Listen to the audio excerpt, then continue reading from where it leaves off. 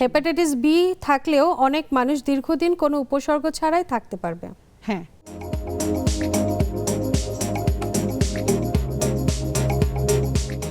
Jaundice হলে হলুদ খাবার খাওয়া যাবে না।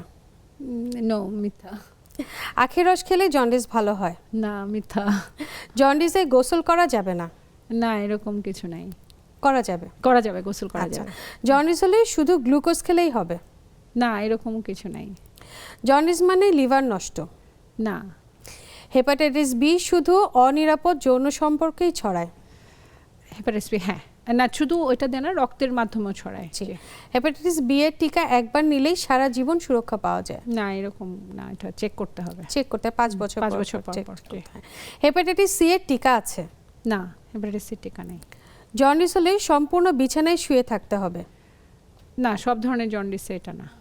লিভারের সব রোগেই জন্ডিস হয়। না, একই রেজার বা নখ কাটার ব্যবহার করলে হেপাটাইটিস বি ছড়ায়, ঝুঁকি থাকে। হ্যাঁ, এটা ঝুঁকি থাকে। জি। আচ্ছা, হেপাটাইটিস এ ও ই সাধারণত দূষিত খাবার বা পানির মাধ্যমে ছড়ায়। হ্যাঁ, এটা ঠিক আছে। জন্ডিস হলে সব ধরনের ওষুধ বন্ধ করে দিতে হবে। এটা ডাক্তার ডিসাইড করবে। আচ্ছা, কিছু কিছু ওষুধ। ভেষজ বা হার্বাল ঔষধ সবসময় লিভারের জন্য নিরাপদ। না, মোটেই নিরাপদ না।